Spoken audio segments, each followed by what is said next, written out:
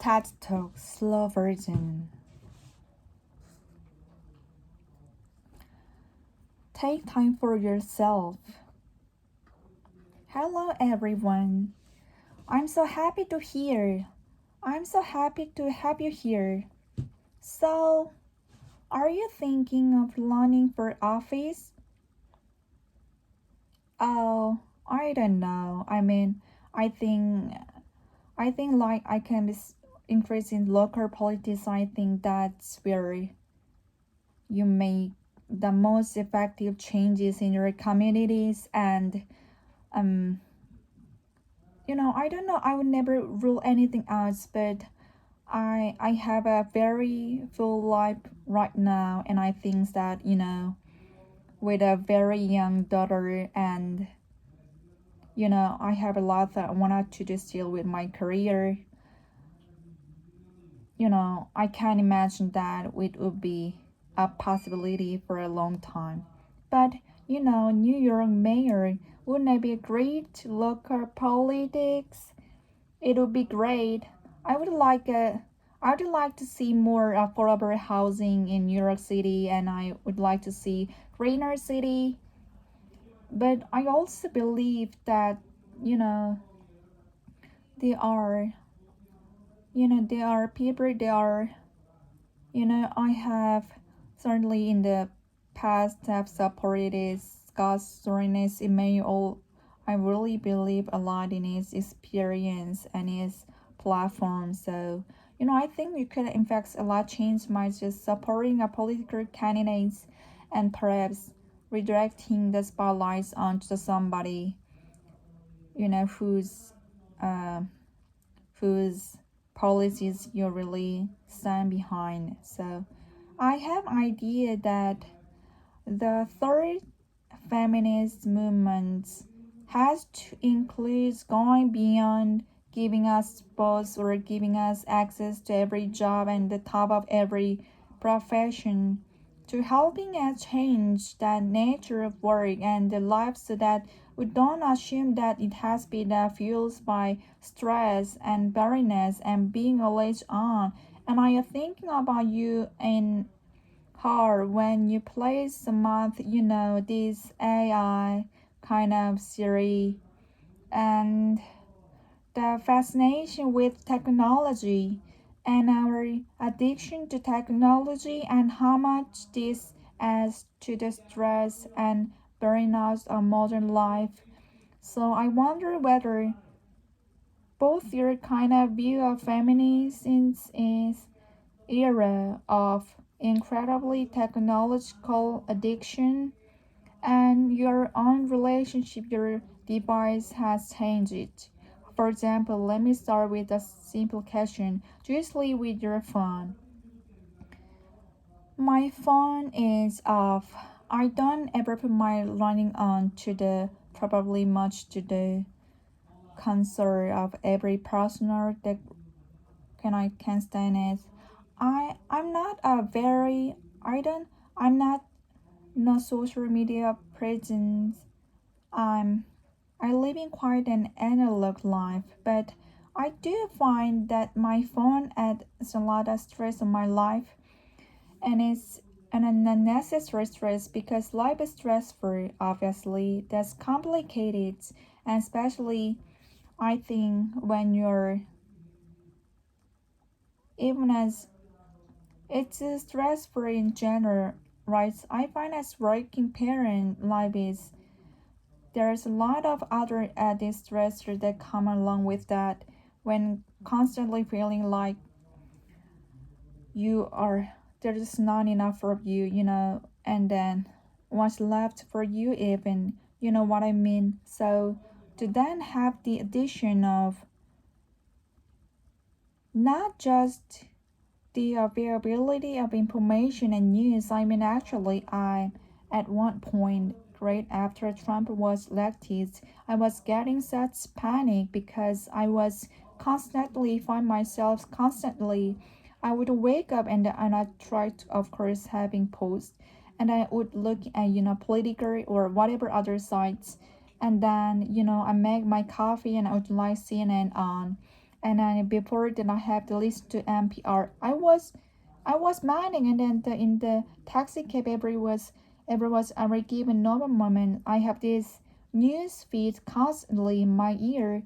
That plus work being constantly available for work, or constantly, or or being able to go down a rabbit hole and then look at the comments board. you know I mean, it's so much. It's just too much.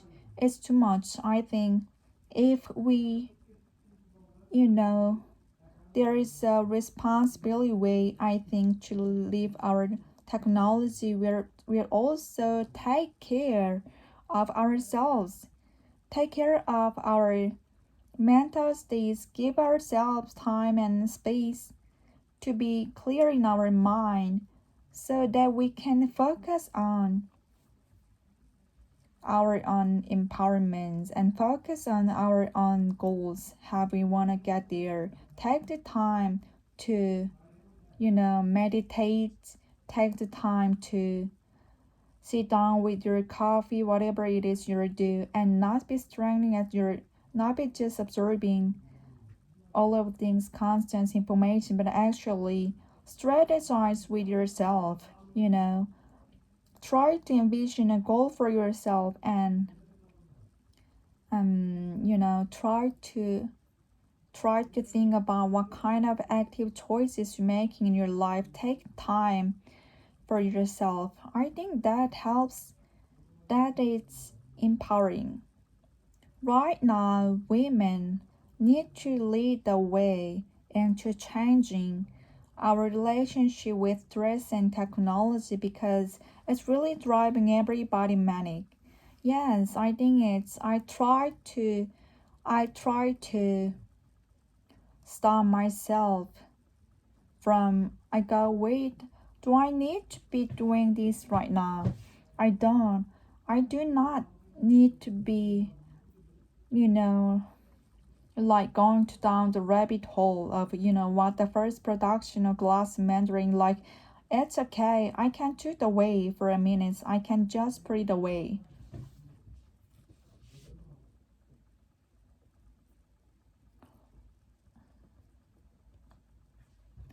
And how has your life changed?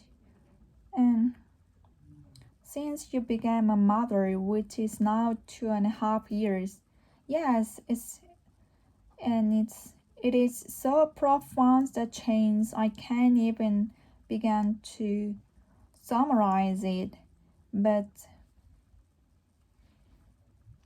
you know, it's just, I think I really enjoy,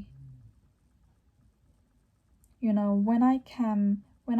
I'm disconnected from this thing.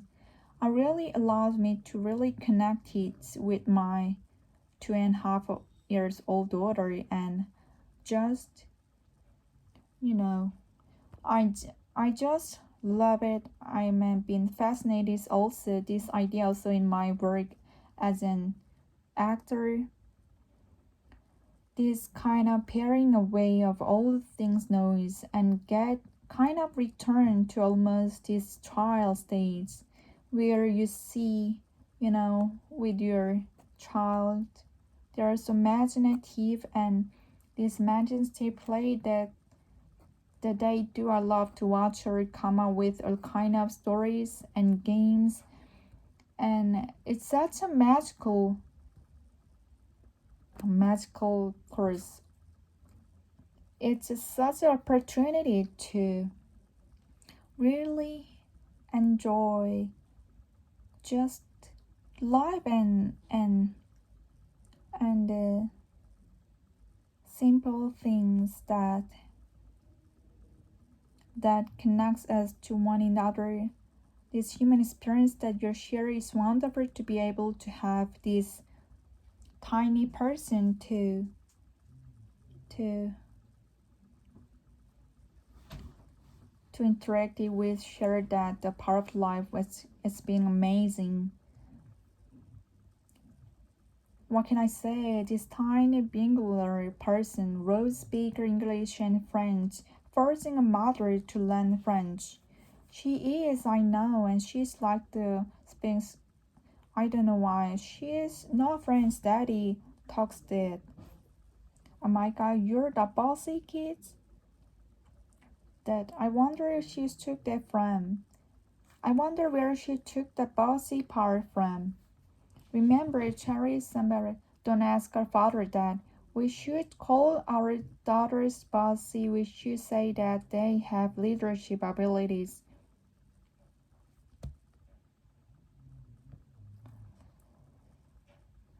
So, Scarlett, I do wish you had the more time. I just wanted to thank you so much for being not just a brilliant, amazing, and indeed magical actor, but for being such a wise woman sharing your wisdom with us.